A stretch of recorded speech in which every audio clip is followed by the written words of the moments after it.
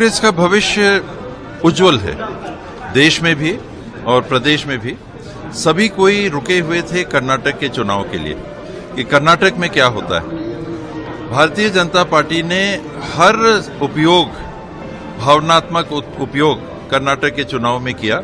हमने केरल लेटर्स भी, हमने हनुमान जी को भी देखा, हमने हिजाब को भी देखा, हमने मुस्लिम रिजर्वेशन को भी हटाते हुए देखा। हमने हर भावनात्मक मुद्दे को कर्नाटक में राजनीतिक परिदृश्य में उपयोग होते हुए देखा।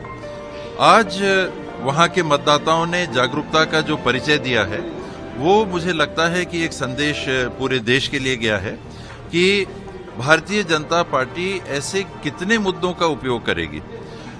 सर्जिकल स्ट्राइक हो गया, पुलवामा हो गया, कारगिल अब एक याददाश्त हो गई,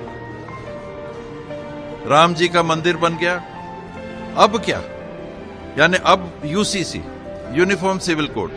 लोग देश में अब ये समझने लगे हैं कि उनके भावनाओं का अब उपयोग किया जा रहा है राजनीति में लाभ लेने का, पोलराइजेशन करके किसी तरह से फिर से जीत के जाने का।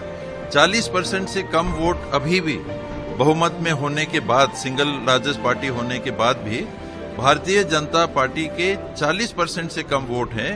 और इतने पोलराइजेशन के बाद एस्पिरेशनल पॉलिटिक्स हमने देख ली। उन्होंने कहा कि नहीं, हम एस्पिरेशनल पॉलिटिक्स के हिसाब से सत्ता में आना चाहते हैं, युवाओं को हम रोजगार देना चाहते हैं, 2 करोड़ रोजगार हर साल मिलेंगे, वो भी हमने देख लिया।